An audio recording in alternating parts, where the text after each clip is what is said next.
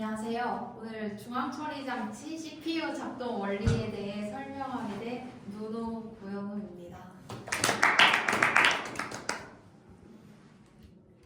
먼저 CPU라는 단어를 들어보지 않은 분은 없으실 거라고 생각하는데요. CPU는 말 그대로 컴퓨터의 두뇌 역할을 하는 중앙처리 장치입니다. 따라서 컴퓨터 시스템을 통제하고 프로그램의 연산을 하거나 실행 처리하고 그런 핵심적인 컴퓨터의 역할을 담당하는 기능을 내장한 칩인데요. 그래서 외부에서 정보를 입력받고 기억하고 명령어를 해석해서 연산하고 다시 출력해주고 이런 대부분의 중요한 기능을 담당하고 있습니다.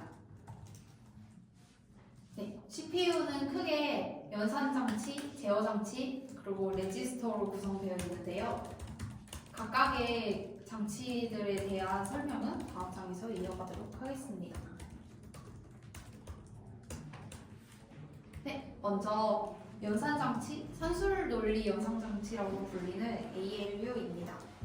산술논리 연산장치는 산술 연산과 논리 연산을 수행하는데요. 연산에 필요한 데이터를 레지스터에서 가져오고 연산 결과를 다시 레지스터로 보내줍니다.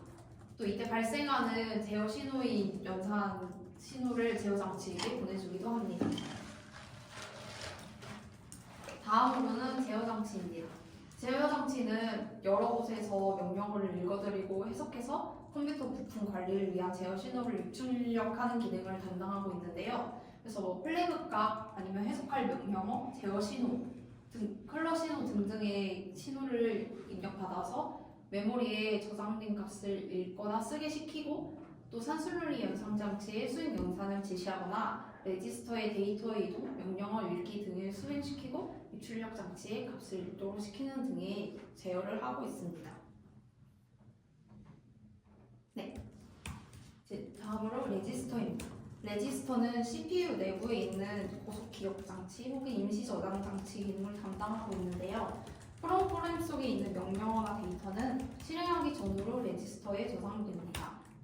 따라서 명령어 주소나 코드, 연산에 필요한 데이터, 연산 결과 등을 레지스터에 임시로 저장하고 사용합니다. 레지스터는 종류가 되게 여러 가지가 있는데 용도에 따라서 크게 범용 레지스터와 특수목적 레지스터로 구분이 됩니다. 범용 레지스터는 연산에 필요한 데이터나 연산 결과를 임시로 저장하는 역할이고 특수목적 레지스터는 이외에 특별한 용도로 사용하는 레지스터입니다. 이거는 작동하는 과정을 그림으로 나타낸 것을 가져왔는데 뒤에서 CPU의 작동 사이클에 대해서 다시 설명하기 때문에 넘어가도록 하겠습니다. 네, 가기 전에 특수목적 레지스터의 종류에 대해서 크게 한번 설명을 드리도록 하겠습니다.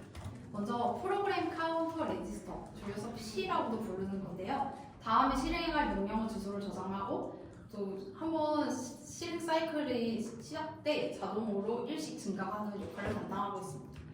그 다음에 다음은 명령 레지스터인데요. 현재 실행 중인 명령을 저장하고 저장이 되면은 CPU가 IR에 저장된 명령어를 해석하거나 실행하는 역할을 담당하고 있습니다. 다음은 메모리 주소 레지스터인데 MAR이라고도 줄여서 부르고요. CPU가 데이터를 읽거나 쓰는 메모리의 주소 정보를 저장합니다. 다음 메모리 버퍼 레지스터인데 메모리와 CPU 사이의 데이터 전송을 중개합니다. 이외에 여러 가지 레지스터가 있는데 각각의 이름을 보고 어떤 역할을 하는지 쉽게 알 수 있으므로 이제 이상하고 넘어가도록 하겠습니다. 네, 이제 CPU의 동작 과정입니다. 네, 먼저 CPU에서 주 기억 장치 램이라고 부르는 주 기억 장치가 실행할 데이터나 프로그램을 읽어옵니다. 네, 읽어와서 램 내부의 데이터 레지스터에 저장을 하는데요. 이렇게 레지스터들이 저장이 되면 CPU가 램 내 레지스터에 저장된 명령어랑 데이터를 읽어와서 처리하고 이제 그 결과를 다시 램으로 저장합니다.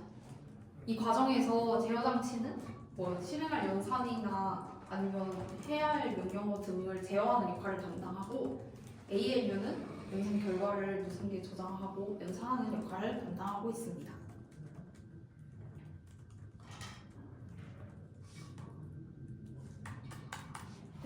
그렇다면 처리해야 할 명령어에 대해서도 알아봐야겠죠? 명령어는 크게 연산코드와 피연산자로 구분됩니다. 연산코드는 말 그대로 실행할 연산을 뜻하는데요. 연산이나 제어, 데이터 전달, 입출력 등의 기능을 하는 명령어를 뜻합니다.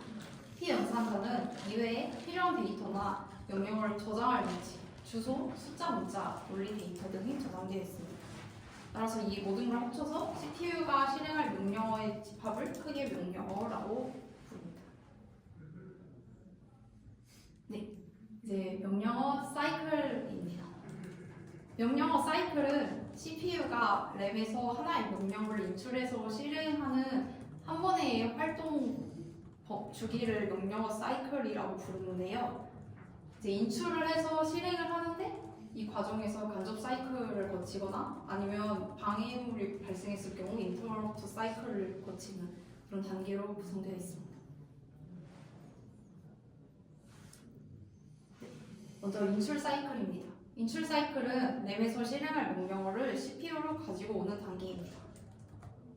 그래서 프로그램 카운터 레지스터 아닌 명령어 주소를 메모리 주소 레지스터로 먼저 전달을 해줍니다. 그럼 이렇게 전달된 메모리가 제어 장치에 있는 메모리 위키 제어식이랑 메모리 주소 레지스터에 있는 전달받은 명령어 주소 값이 각각 제어 버스와 주소 버스를 통해서 전달돼서 메모리를 읽고 이제 데이터 버스를 통해서 메모리 버퍼 레지스터로 전달됩니다. 그리고 중요한 것은 이 과정에서 프로그램 카운터가 1 증가합니다. 그래서 이제 메모리 버퍼 레지스터에 저장된 값은 실행을 위해서 명령어 레지스터로 이동하게 됩니다.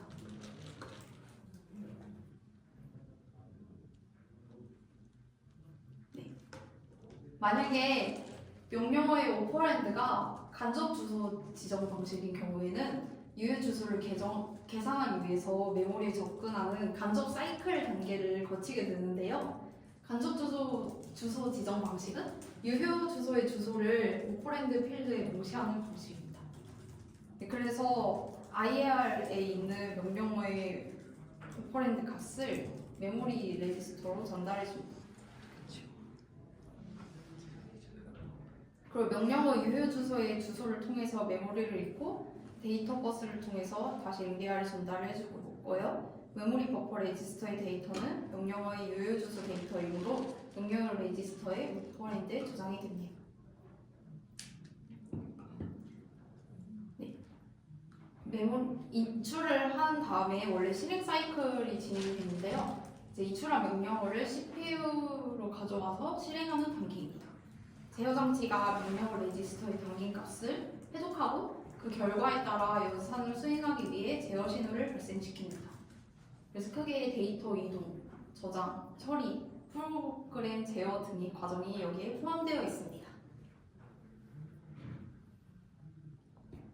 네, 마지막으로 인터럽트 사이클입니다. 인터럽트란 CPU가 수행 중일 때 오타가 났네요. 작은 방해를 받아서 이제 잠시 중단될 수가 있는데 이때 CPU의 현재 처리 순서를 중단시키도록 하는 신호입니다. 그러니까 흔히 말해서 뭔가 잘 안 될 때 인터럽트 사이클에 들어간다고 보시면 되는데요. 인터럽트를 크게 그 동기에서 나오는 예외랑 인터럽트, 비동기에서 발생하는 인터럽트로 나눌 수가 있는데 예외는 CPU에 의해서 발생하는 인터럽트입니다. 그래서 프로그래밍상의 오류와 같이 CPU가 내부에서 명령어를 수행하다가 예상치 못한 에러가 발생하면 발생하는 인터럽트입니다. 그 다음에 입출력 등에서 알림처럼 CPU 외부에서 처리할 예외 상황이 발생할 때 발생하는 인터럽트라고 부릅니다. 네, 제가 준비한 발표는 여기까지입니다. 감사합니다.